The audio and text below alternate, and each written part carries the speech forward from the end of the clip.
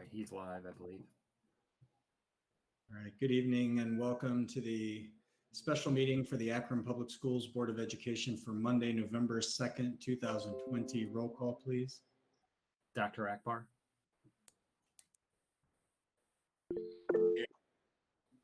Mr. Alexander. Present. Ms. Autry. Present. Mr. Bravo. Here. Dr. Hall. Aye. Mrs. Mansfield. Here. Mrs. McKittrick. Here. Thank you. And if everyone could please mute their microphones and join me in the Pledge of Allegiance. I pledge allegiance to the flag of the United States of America and to the republic for which it stands, one nation, under God, indivisible, with liberty and justice for all. Thank you. Tonight we have a couple of topics all around our winter sports proposals. And so at this time, I'm going to turn it over to Superintendent Dr. David James for the discussion portion of our agenda. Thank you, Mr. President. So tonight we have our athletic committee's report reflecting the guidance from the Ohio High School Athletic Association regarding winter sports. So at this time, I'd like to turn it over to Mr. Joe Vassilotti to go through what we have before us. Hello, everyone. So with winter sports, just to clarify, and this is in the document, of course, our non-contact sports include swimming, bowling, cheerleading, and then also the club sports of indoor track and our fast swim program, which of course we addressed in the fall and would continue with the youth in that program. Our contact sports include wrestling and basketball. So with that in mind, obviously we're looking at protocols, the ones we use throughout the summer and through the fall, which we felt were largely successful. To review, in the summer, out of over 700 athletes participating through summer workouts, we only had 2 positive cases. And then that became true as well after September 1st when fall sports were restarted. With all the fall athletes we had 2 positive cases and a sibling of a player also who tested positive. So by and large, we were really pleased with the fall sports season and how that progressed. We're nearing the completion. We do have 1 student athlete still active. Good luck to Clay Peets, senior cross-country runner from Firestone, who qualified for states this coming weekend. We're certainly excited about the possibility of him doing very well down at states. But we felt good about the fall. And moving into winter, of course, we have a similar mindset as far as our protocols go. And we've even added proposed testing for our contact sport athletes of basketball and wrestling. But like the fall, we're focused on reduced crowd participation at our games, so that only 2 tickets per student athlete would be available for our spectators. Of course, we're adhering to Summit County Public Health, their limit on attendance being 15% of capacity in our gymnasium. So we'll certainly put that to use. Also, we're not making concession stands available to lessen those non-athletic places of congregation for folks at the game. We're also looking at monitoring community interactions as far as allowing hopefully incremental non-league competition for our contact sports of basketball and wrestling. We feel strongly that heading into the OHSA tournaments at the end of the year, it would behoove those student athletes, those teams in basketball and wrestling, to get some non-league competition. So we're kindly proposing 3 per month, the months of December, January, and February, which is a reduction on their normal non-league competition, but still will allow them some preparation for teams outside the city. Of course, for the non-contact sports in the winter for us, again, we're talking swimming and bowling. Their schedules are largely built on non-league competition in addition to city competition, and being non-contact sports, they're certainly at a very low risk, and we would encourage their non-league competition as usual. We're also looking at centralized venues, much as we did in the fall for football and soccer. We're looking at a reduced number of venues throughout the city to use, So that, for example, with basketball, we would only use the gymnasiums at Bookdale, Ellett, and Firestone for both girls and boys basketball. And when we say basketball, we're proposing a junior varsity and varsity schedule, not freshman at this point. And we're looking at using East and North for wrestling. Focusing on East and North, obviously different than the other 3 gyms for basketball, but also because of the 3 remaining gymnasiums, they have the best ventilation available. So we are proposing those centralized venues to use. We felt like in the fall, it was largely successful having most of our football, or all of our football rather, and most of our soccer competition at Ellett. We had a consistent staff there who was used to the protocols, and largely the events went very smoothly there. We do recommend that our winter sports would resume, and I say resume because they had begun some summer workouts, but that was stopped once school began. But we do recommend that they resume practice and conditioning immediately.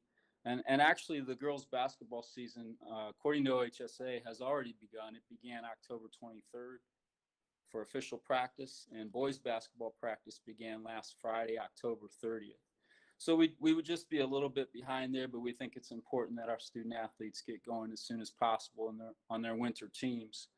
The official starting dates for bowling, swimming, and wrestling are upcoming here in the next couple weeks, but they could certainly benefit from conditioning right now, although it wouldn't be official practice. The OHSAA has not curtailed, shortened, reduced the winter sports season in any way, like was done in the fall for football, for example.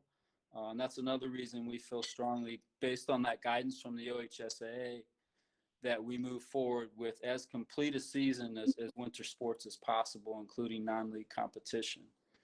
We've been following their guidance obviously closely since really late last winter season, when the shutdown began with the OHSAA tournament time, and then through the spring, obviously summer and fall. So we would continue to do that. We would also keep in place a 9 p.m. curfew. We would recommend strongly to our teams for student athletes. Go immediately home after events if they end later than 9 p.m. And of course, follow all the usual protocols of mask wearing and social distancing. We would look also to, like we did for football and soccer, to increase our APS security and APD at events accordingly.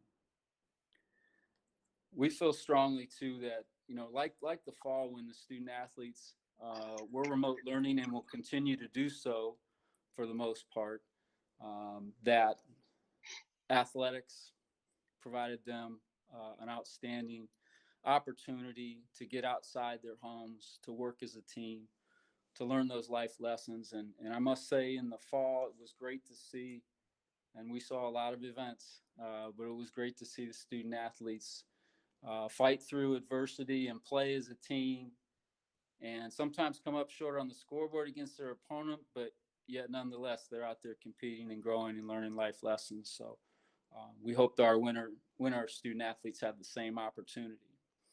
So we kindly ask the board to consider starting winter sports immediately. We feel strongly that we have protocols in place that could pull this off effectively, as we did in the fall. We've worked closely with Deborah Folk and her office and Summit County Public Health. We've looked into testing. I know Dr. James feels strongly about testing for basketball and wrestling, and we've set up a potential schedule so that testing could occur the day before an event, and hopefully be very effective for those contact sports, and enable us to move forward with our winter sports schedule. We'd certainly encourage any questions you might have, and I want to defer at this time to Mark Black and or Deborah Folk, with whom we've worked closely to set up winter sports protocols. Thank you. Thank you, Mr. Vasilati. Mr. Black, you're muted. Joe, you did a great job of representing the voice for the committee. I think at this time, we'll turn it back over to Dr. James so that he can go into his next steps with our proposal.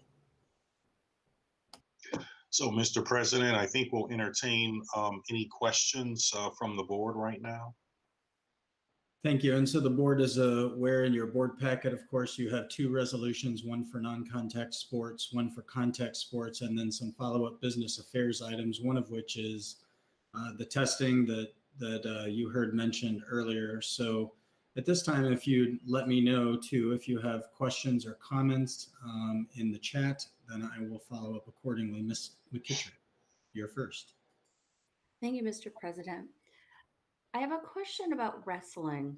I'm wondering how it can be possible to be safe given the idea of social distancing and wrestling. They seem completely incompatible. So if you could walk me through how wrestling would work and how it will keep the kids safe. Thank you. Sure. I'll put Mrs. Folk on the spot because I know she's worked with Summit County Public Health on some of those issues. Okay, thank you. Good evening. In regards to your question, Mrs. McKittrick, I have worked very closely with Summit County Health. One of the issues that they recommended is that we put the testing protocol into place that we have given you in the written proposal, so that first, prior to match, all wrestlers would be evaluated for symptoms. And if no symptoms show, then they would receive a rapid test to give them a rapid understanding of either a positive or negative outcome. If symptoms do show, they cannot proceed to the rapid testing. They have to go to what is the PRC testing, which is a 2-day protocol, and they would not be allowed to do the match. During the match, as I've reviewed this with Mr. Basilotti and Mr. Black, coaches would be required to have a roster kept for every match that the wrestler competes in. So as an example, if I am the wrestler and I compete with Mr. James, Mr. Basilotti, Mr. Black throughout the tournament, that roster is listed for every wrestler. Should something then result in a positive COVID test following that match, we are able to immediately pull the rosters to find out who I wrestled and immediately contact the appropriate teammate, Summit County, or the appropriate opposite school, should they be a school that is outside our league, so that we can do the correct contact tracing and report those directly as Summit County requires. It's the most effective way, and we have good roster capability, very similar to a classroom setup. And I feel that our coaches and our league officials would assist in that roster capacity, that we could follow those through when a match is occurring. Thank you, Ms. Folk. Ms. McKittrick, any follow-up? No, thank you. Thank you. Mr. Alexander? Yes, I was reading, I believe it was one of the resolution, and it mentioned Donna Scota's name from Public Health in there. And can that be explained? Because I want to make sure that is be explained correctly so that we know. And then the second part of my question, or second question is, has Donna Scota from Summit County Public Health given us the okay to move forward without the risk?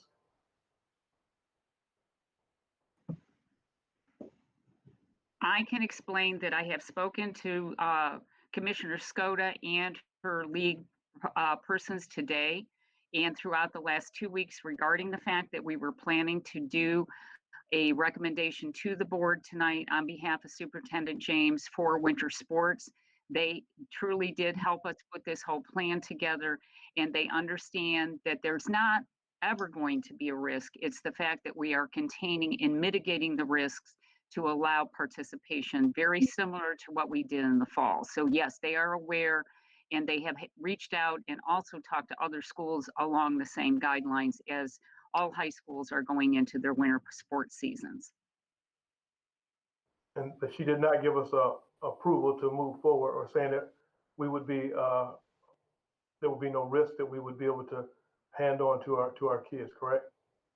She honestly said we were mitigating it to the best of our ability. Remember, as a discussion previously, Although we do well with our students within our bubbles, they are not always necessarily contacts with families among themselves. So therefore, they could have a contact within a family home or a setting that is outside the school district that could expose them, which we do not, as Mr. James has said in the past, have control over. But with our testing protocols for contact and the reporting mechanisms we have in place, we can help mitigate the exposure to any other athlete other than the one originally involved. But they are perfectly aware of the plan that we are proposing. Okay, so that answer was no. Okay, thank you. Ms. Mansfield? Good evening or afternoon, everybody. Boy, this is another tough one. So here we are, and the conversations in my head are a couple different things. I had the same questions as Mrs. McKittrick about wrestling. I did talk to a former wrestling coach and two former wrestlers. Interestingly enough, the two former wrestlers had completely opposite opinions on what they thought. One said absolutely go for it, another was absolutely not. So it just goes to show how really arbitrary all of this is. One of the easier parts for me of fall sports was how many of them were outdoors. So that made some of it easier. But in this way, we've learned a lot since our August and September discussions. And so I do appreciate all of the feedback from Summit County Public Health. I find that incredibly helpful. I do appreciate the accountability, not only for mask wearing and curfews and the like that our students have, not to mention having to keep their grades up, having study tables, having the ability to have a coach's influence on them, as well as their parents trying to keep them motivated. I do appreciate all of that. I think that's fantastic. All that being said, I do want, when I thought we were going to be making this decision several months ago, I really hoped that we would be blended. So I'm hoping that, Mr. Superintendent, you can share a little bit more about where you think we're going next, if there's any way of quickening, turning up the heat on, doing something that gets our special ed students back in class. And also, you know, I have all the people that we saw last Monday still fresh in my mind, who, again, for some people, this is really working, but for those who it's not working for to be online, it's not. So I know the emails we're going to all get tomorrow, regardless of the decision, again, that we make. Some people are going to be happy and some people are not. But I would love a little more feedback on how again, we justify, and justify is probably the wrong word. I apologize. How moving forward, we're looking at getting more people into the classrooms or getting them that extra help as soon as we're quickly starting sports, if that makes sense. Sure. I mean, our teams are fast at work looking at, you know, in terms of the remote plus is what I'll call it. And actually have had some teachers reach out, particularly special education teachers who are interested in trying to accelerate that. So our teams are working through those details to find out what's feasible. And if we can actually do some of that before we had a date of November 30th. There's also a couple of our partners have stepped up to the plate to talk about, is it possible, you know, to set up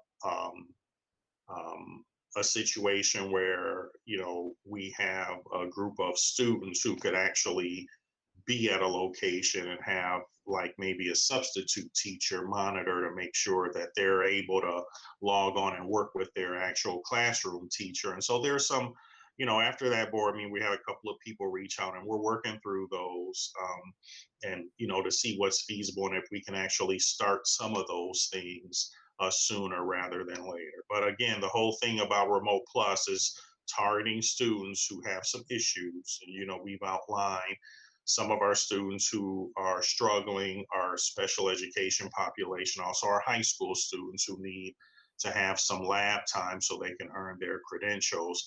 I won't talk about it really more than this tonight, but, you know, we're also have been reached out by some of our music programs to get some of those kids into practices. I'll bring that up at a later date. So those are some things that people are bringing to our attention, and we're trying to work, you know, quickly on how we can solve some of those problems. You knew that's where I was going next. And Oh yeah, right. I appreciate that. I'll go ahead and see if I have more questions or comments after. Thank you. Okay. You're welcome. Thank you, Ms. Mansfield. Ms. Autry and then Dr. Hall. Thank you, Mr. President. So I just had a few clarification items. So with the winter cohort of sports, we are dealing with a smaller number than we did with fall in total. Is that accurate? Yeah, I believe so. And also a smaller number of spectators inside of our gyms. You know, at football, there were 4 tickets per athlete. We're taking that down to 2. Okay. And then you mentioned the 3 non-league games. Is that per month or per the whole season? I'll let Mr. Vassalotti answer that question. Ms. Autry, we would propose that per month. Typically in a season, basketball team, for example, is allowed 22 games. So 10 of those for us are in the city. Each of our 6 teams play each other twice. So that's the 10. And typically they have 11 to 12 non-league games as well. So we propose 3 per month, December, January, and February. The OHSA tournament for the girls starts late February, the boys soon thereafter. So that would allow some preparation. It would reduce the number of total games our schools have by 3 in theory if they play 19 then instead of the full 22. Okay, thank you. So I guess my one concern would be is when we're competing outside of the league, like who's really monitoring those other districts? I mean, I know we can look at Summit County's numbers and whatnot, but when we have so many different teams who might be playing outside of the city, who's actually going to be looking at those other schools and districts, their numbers? And will they have the ability to say, well, it might not be a good idea to be playing this particular school at this time?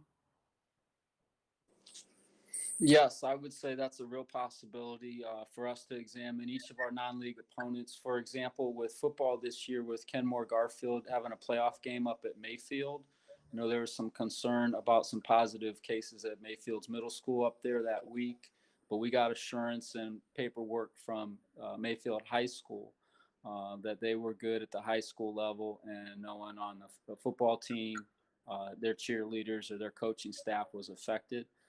We got their protocols ahead of time as far as how they manage their stadium.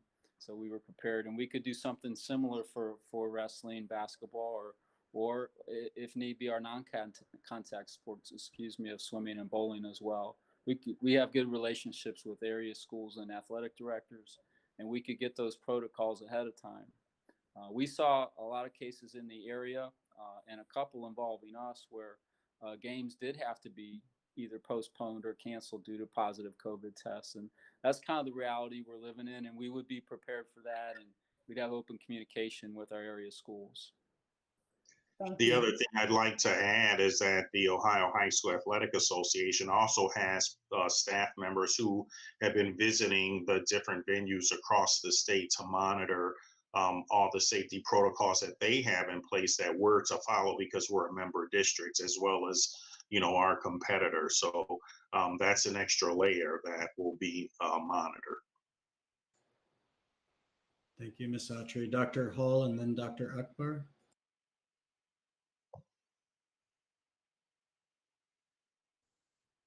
Yeah, thank you, Mr. President. Appreciate it. Ms. Autry asked some of the questions that I was going to ask. So thank you, Ms. Autry, for that. Just had a couple of clarification questions. So as we were listening to this, I got some folks sent me messages, some text messages as well with questions. So just clarifying for basketball and wrestling, because again, because wrestling was the one that I really was really kind of taken aback that OHSAA was serious about that sport moving forward. So Mr. Vassalotti, your point. So you're saying that we are going to vet, that the plan is to vet, any sort of non-city series wrestling opponent. We are going to be vetting the protocols of the competing schools. Is that correct? Yes, that's correct. I think it's particularly important with our contact sports, wrestling, and obviously, and then basketball as well. If we're going to have non-league competition, for us to know the opponent and their current conditions, their protocols. Another factor for us is many of those non-league games would potentially be away games because we are using centralized venues in the city. They're going to have a lot of action in them. We wouldn't be able to schedule a lot of non-league competition within our schools. But we would certainly get their protocols ahead of time. The current state of their program, I think, as you mentioned, is particularly important with wrestling. But we certainly do that with basketball as well. Roger that. And then follow up, and then I'll wait my turn to go back around again. But follow up. So some folks who are watching were a little confused about the rapid testing for wrestling, and so wanted to sort of ask if you could kind of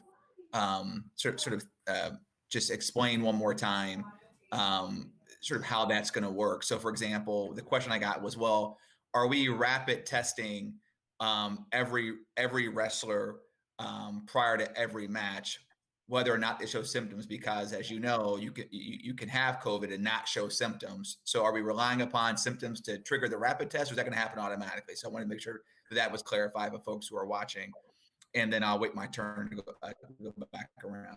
The actual test will be done on all wrestlers prior to a match, Dr. Hall. The symptoms review is just to begin the actual review of the physical attributes of the planned wrestler to see are they showing symptoms, and would be followed by a rapid test if they do not have symptoms. That's every wrestler that is planned for the match. If they showed symptoms that would keep them out of the match, we still want them tested, and at that point we would go to the PCR test. But that just so that we could confirm whether they have symptoms for actual COVID, or are they truly having an allergy reaction or a head cold. So we are doing a full evaluation, but the testing is for every competing wrestler or basketball player. Thank you, Dr. Hall. Dr. Akbar?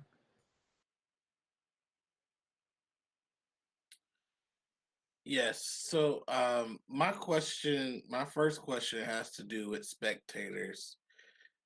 If we know that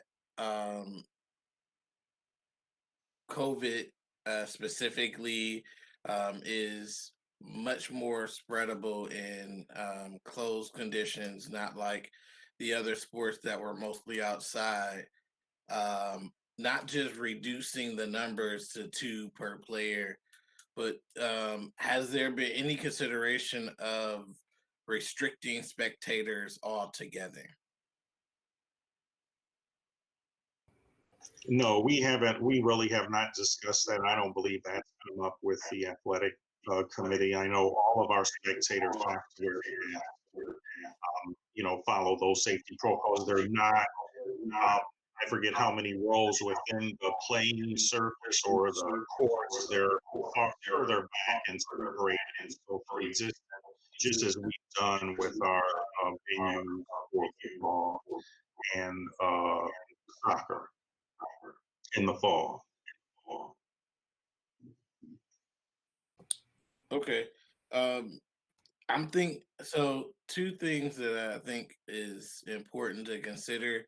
One, whether or not we should have spectators. I'm somewhat concerned that that was not considered previously.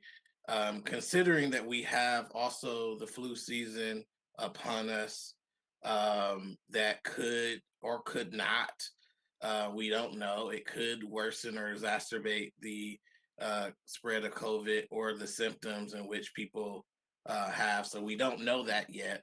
So I think that if we're going to consider sports in the winter, we should really consider restricting spectators.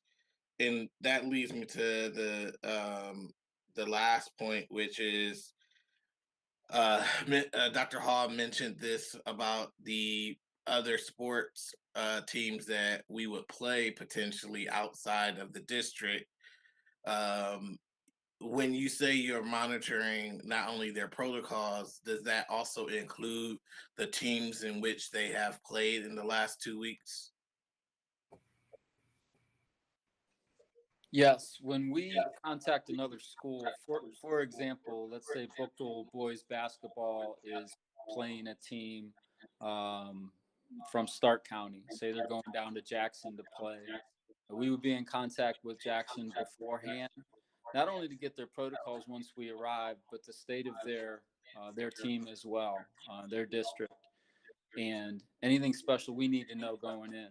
And again, if we feel uncomfortable at any time, given the state of an opponent, an away opponent, then we certainly know this can be a day-to-day operation where a game could be postponed or even canceled. Okay, I appreciate that. I guess, but my specific question was, are you planning to look at the previous teams that they played in the last 2 weeks and assess where those teams are as well? I'll defer to Deborah here in a minute, but with contact tracing, for example, what we've learned is that direct contact is the key for someone who's tested positive. So, for example, we ran into that in football where Bookville had played Firestone. Firestone later, after the game, subsequently a few days later, had a player test positive, and because he had played in the game, Bookville's team was quarantined as well because they were obviously in direct contact with the player. However, Bookville's next opponent, Ellet, hadn't been in direct contact with that Firestone player, even though they had played Bookville in the interim, because Bookville didn't have a positive case and Ellet was not quarantined. So I think it'd be a similar situation there. If that previous example, Bookville boys basketball goes down to Jackson to play. Jackson's clean as far as no positive tests, but in the interim learns that, say, they had played Canton McKinley and McKinley had a positive player. Well, Jackson's team potentially is shut down, but given that game with Bookville wouldn't necessarily be quarantined because of no direct contact with a positive case. So, but I'll defer to Deborah. I think it's an excellent question because contact tracing can be complex. In regards to contact tracing, we follow the CDC guidelines. So in the case, as an example that Mr. Basilati alluded to, we're involving the first issue with a Firestone because there were 2 students. When you contract trace back from the day the student was positive in that case, it was a Tuesday and the contract trace went back to a Sunday. So therefore it did not involve any contact with the Bookville team. The second student that resultantly became positive was a contract trace with symptoms showing on Saturday after the game. So you went back 2 days prior to that, which did involve the game. So therefore it was a notification to the Bookville coaches, Mr. Basilati, Summit County Health, with the obtaining of the rosters from the Bookville team. And therefore that was what started to put the contract tracing through the Summit County reporting system. And we worked very closely and obtained every person on the team, including coaches, so that we could determine exactly who to enter into the contract tracing system. And it was successful, and they were able to contact those people that starting on that day following. We did that reporting on a Friday night once we realized what was happening, and they started to call on that Saturday to those people that were listed as contact tracing. So we had a very successful ability to contract trace because we knew exactly who were on the rosters and who had traveled to that particular game by both teams and coaches. We also went ahead and advised Mr. Basilati to make sure that he advised the referees on the field that they too may have to be updated because they were on the field with the student that was involved in the positive contract. So we actually did everybody that we felt had a direct possibility of being around that particular student.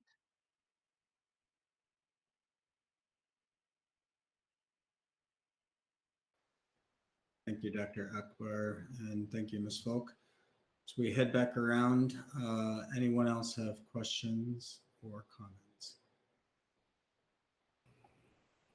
President Bravo, Yes, Mr. Black. just want to make sure that we're clear when we talk about spectators, what that looks like, because I don't want folks to think we got a student section jumping and we got parents all in the stands. We're talking about 60 people. We're talking about 60 people spread out throughout our gym with their masks on, getting their temperatures checked before they enter to the gym. And mostly they're the parents of our students to support them in their last year of moving forward, from our school system. So we're not looking at a gym full packed like what we're used to. We're talking about 60 parents or family members who are connected to their students. So we're not making an assumption, we're making a connection that they're coming into the gym clear and free of symptoms, or their child wouldn't be playing and they wouldn't be at the gym. So I just want to make sure that we're clear with understanding that. Thank you, Mr. Black. Dr. Hall? Yeah, thanks, Mr. President. So I just want to follow up on something that Ms. Mansfield brought up regarding sort of our plans as we move forward. I know that we have another board meeting here coming up very soon. But just to clarify, I know we talked about in the last board meeting that November 30th was our target date, and that teachers were anticipating making up the list of kids, who needed additional interventions.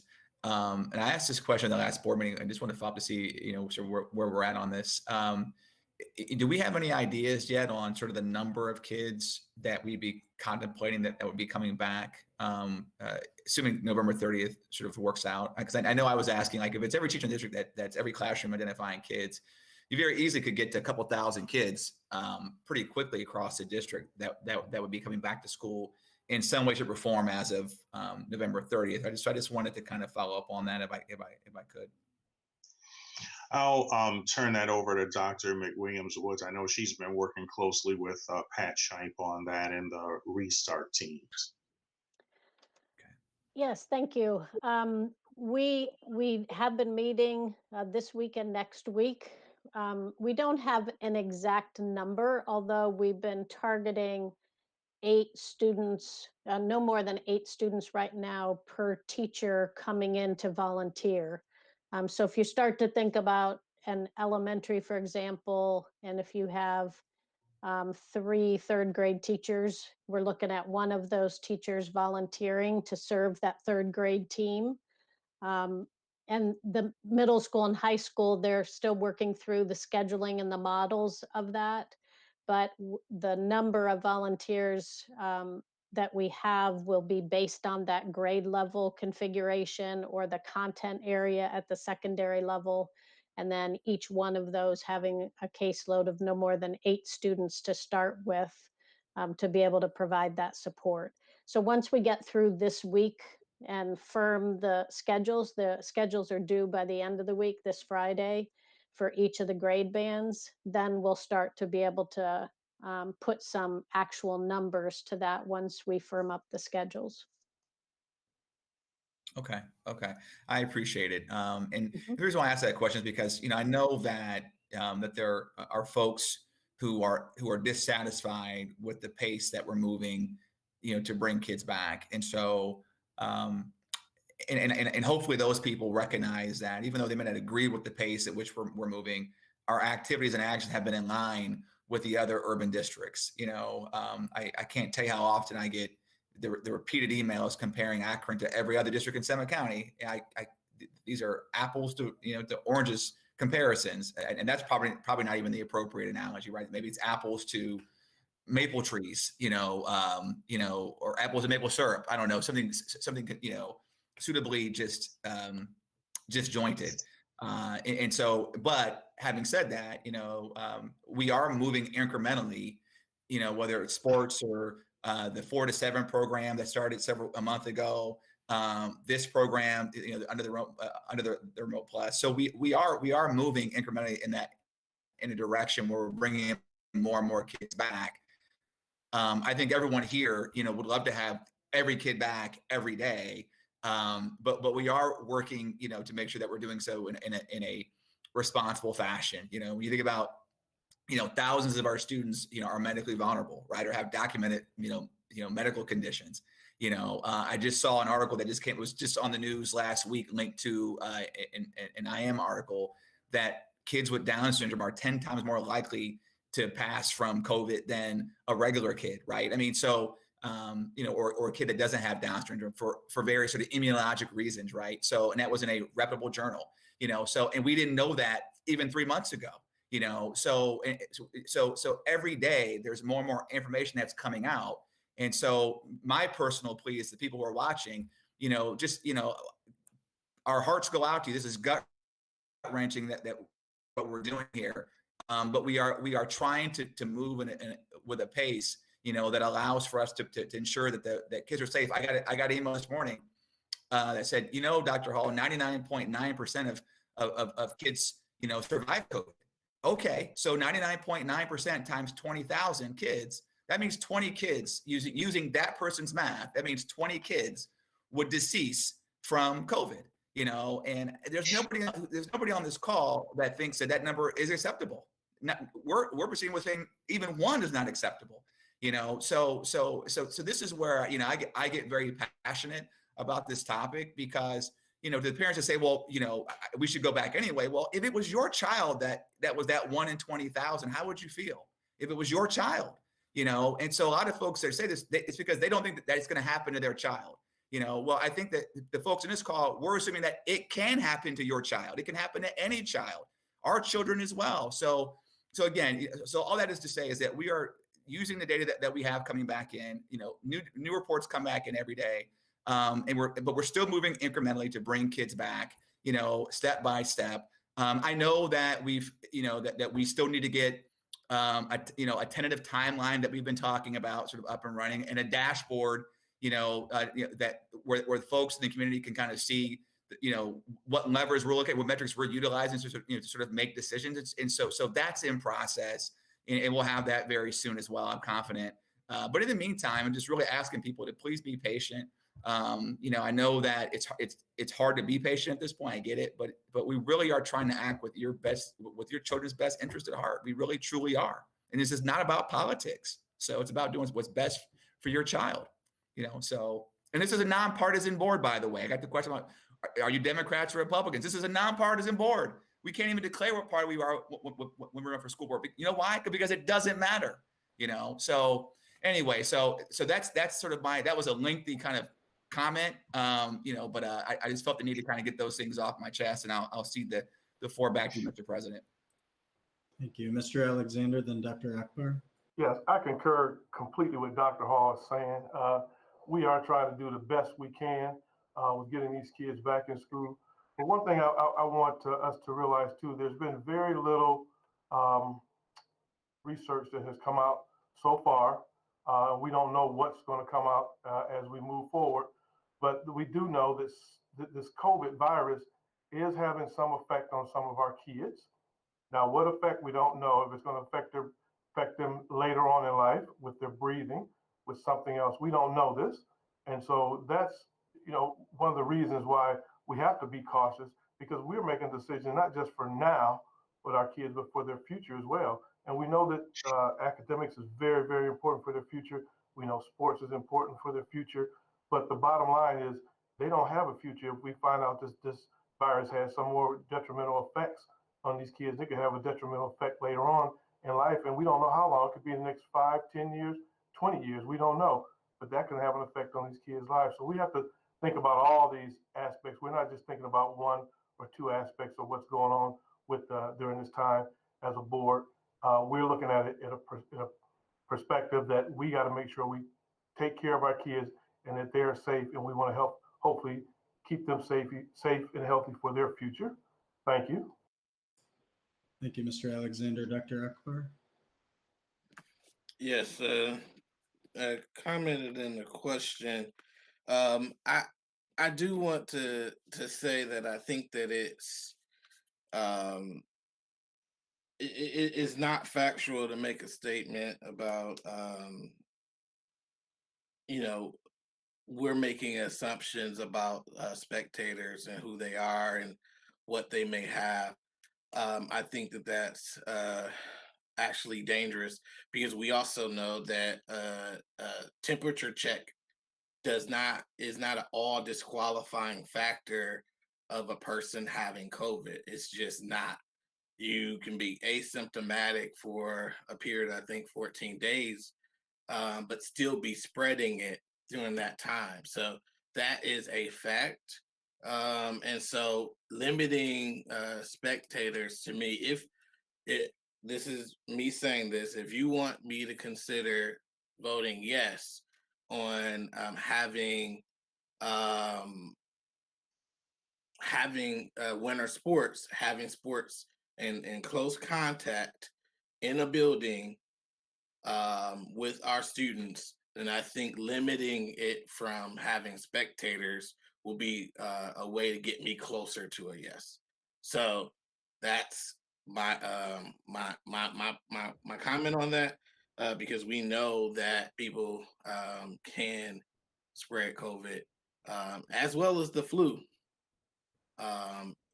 even when not everyone follows all of the rules all the time, as well as we know, you've seen it going to the grocery store. Not everyone knows how to wear a mask or refuses to wear it. So that has a potential to spread as well. And so in close quarters, meaning inside of a building, it's actually it's allowed to spread further.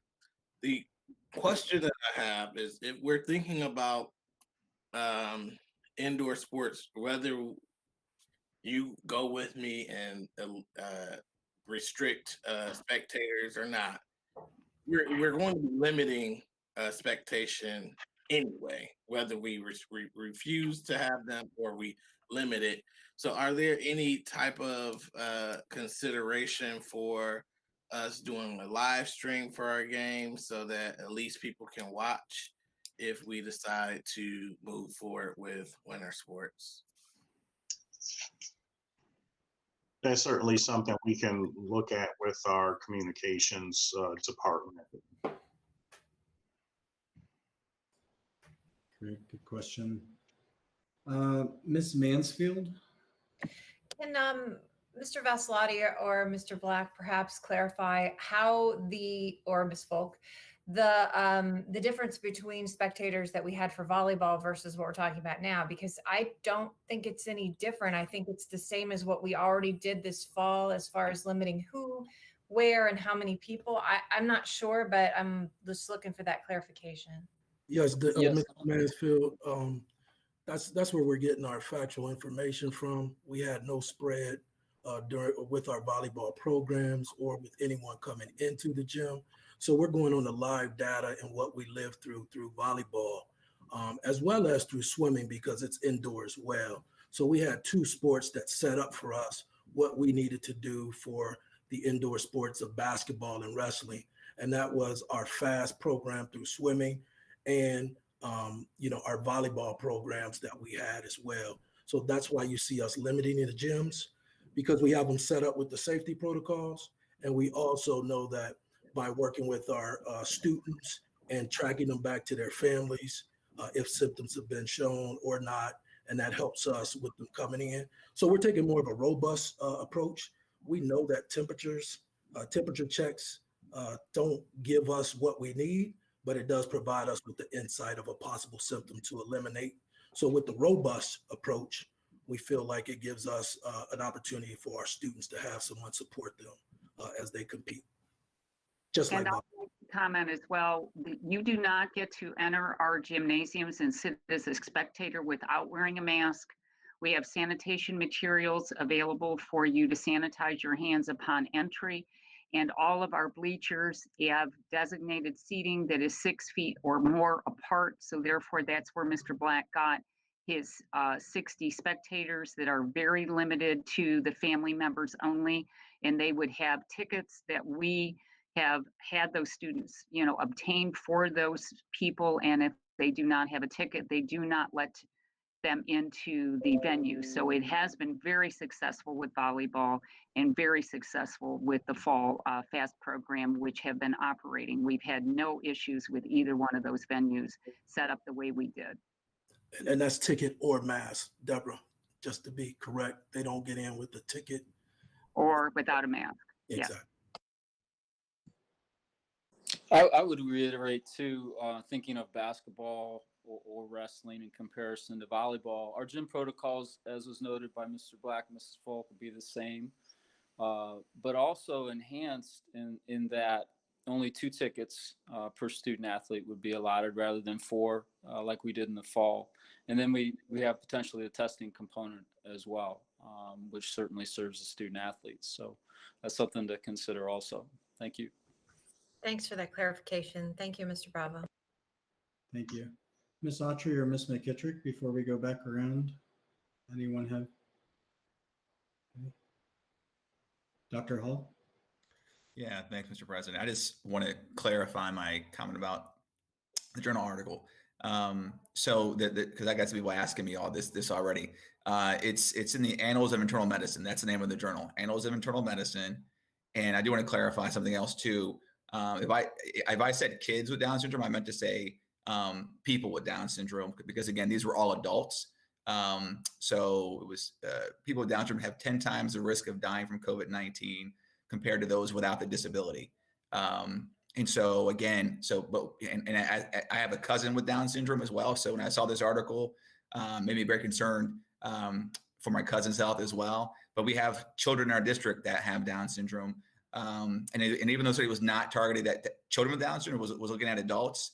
And so you cannot help but extrapolate, because again, we didn't know this 3 months ago, and maybe in a month we find out that children with Down syndrome have an even higher risk, or maybe it's lower. Maybe they're only 5 times more likely to pass away from COVID as opposed to 10 times more likely. But my point just being the same, that we are. But every day there's more information that's coming out.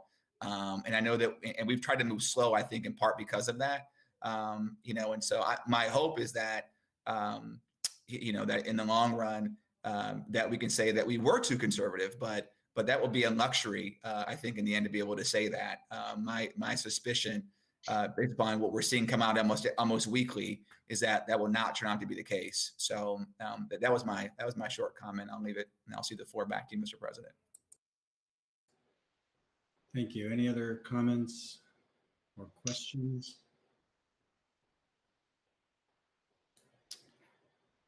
Okay, hearing and seeing none. My only thoughts are this. I hope that as a district we find a way forward to get our students and staff back to the classroom as quickly and as safely as possible. And I know that's difficult right now, and we're looking at a surge globally in the number of COVID-19 cases, and that certainly complicates the decisions that we're making. I'm comforted somewhat by the fact that we had a successful fall sports season, that there are smaller numbers involved with winter sports, that it's still optional for student athletes and for parents. And to Mr. Alexander's point, there's never going to be no risk. Until there is a vaccine, until we see the elimination of COVID-19 across the globe, there is never going to be anything such as no risk. But that doesn't mean that we can't take steps to mitigate to every extent possible the risk and do our activities as safely as possible. And I think our teams have brought us something that does everything we can to get our students back to some semblance of normalcy, and still protect them as much as possible. I'll continue to support, even as Dr. Hall mentioned, even if it's incrementally, our efforts to get students and teachers and faculty and coaches back. I had the opportunity over the fall to witness soccer practice, to see some football games, to see our FAST program in action and the protocols they had in place. And with few exceptions, our teams and our spectators, I thought, were doing an excellent job in following those protocols. Nothing is perfect. And certainly Certainly the stakes are high here, but I am comforted again by a successful fall season and what our staff has brought us in terms of proposals.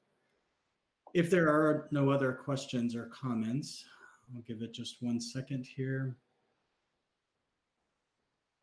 Hearing and seeing none, we do have 2 resolutions in front of you this evening before we move to our business affairs agenda items. We have 1 resolution authorizing the activation of winter sports for the 2020-2021 season for non-contact sports, which includes bowling, cheerleading, and swimming and diving. And a resolution under section 4.2 authorizing the activation of winter sports for the 2020-21 season for contact sports with COVID testing, basketball and wrestling. For the first resolution for non-contact sports, Dr. Akbar has a question. Go ahead, sir. Almost missed you. Yeah, I'm sorry. I thought we were only on the first resolution, not the second one.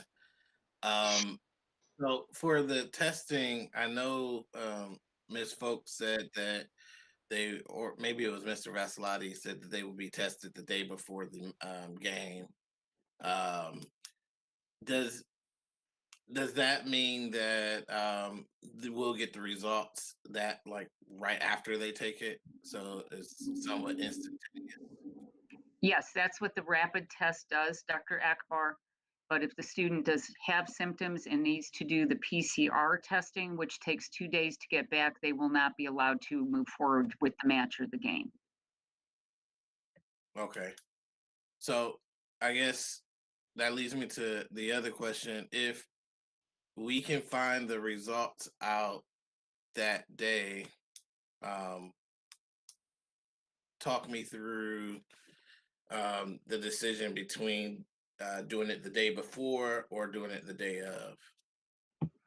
The actual mobile units travel from the Northeast Ohio Youngstown area to get to us to order to be able to do this. And with the schedule that Mr. Vasilati has put together and the fact that the teams need to come, we need to gather all the students to get them into a place that is secure so we can obtain their particular information, make sure that it is an informed consent by the parents once we start this process, and we can make sure that the students are then tested properly and be given their status in order to participate in the day of. To do it the day of the exam or the exam the day of the game could disrupt the game altogether. So this is the way that it's been very successful with the other schools that this vendor has provided this service for.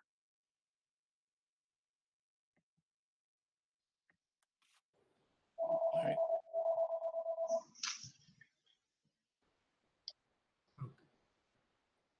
All right. Any other questions or comments? Hearing none, under section 4.1 for the resolution for non-contact sports, we'll entertain a motion. So moved.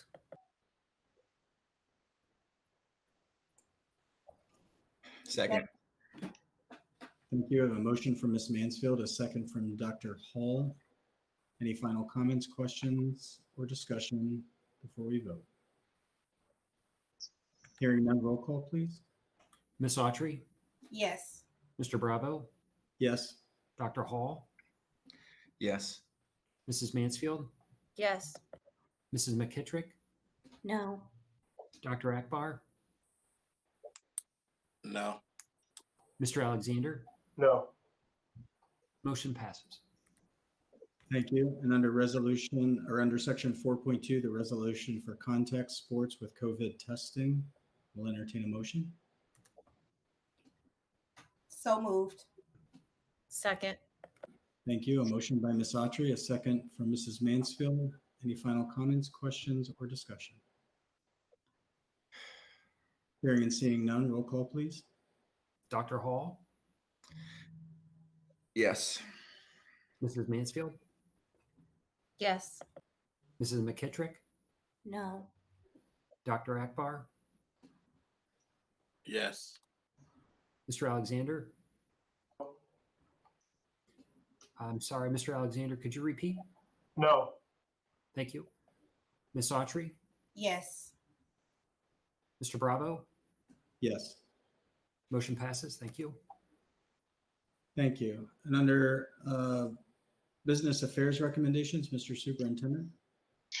Yes, there are two recommendations under business affairs. One is the purchase order for QuickMed for the COVID testing of our APS contact sports team members. And the second item are math manipulatives, which typically for K through 5 are items that the kids actually use hands-on, and I believe will be sent home to students in packets. We're requesting approval of both of those items. Thank you. We'll take a motion on the business affairs recommendation. So moved. Second. Thank you. A motion from Mrs. Mansfield, a second from Ms. Autry. Any comments, questions, or discussion on the business affairs items?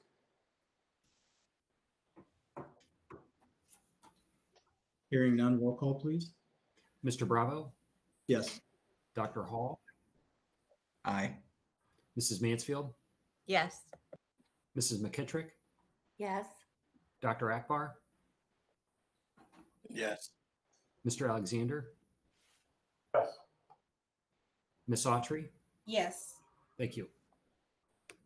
Thank you. And with the approval of these resolutions, I think I can speak for all of the board when we say that, allowing winter sports to move forward then now puts a responsibility on our coaches and our student athletes to ensure that we are following all of our protocols, as well as our parents and our families. This is an extremely difficult decision that this board made. And as you can see, it was not a unanimous decision. And so there's a responsibility and a trust that we're placing in our student athletes, our coaches, our parents, and our families to make sure that our protocols are followed and that you take every measure to protect yourselves and those around you. We encourage you to wear a mask at all times and to be safe. And so with that, if there's no other business to come before this board, we'll entertain a motion to adjourn. So moved. Second. Thank you. We have a motion and a second. We are adjourned. Have a good evening. Everybody have a good evening.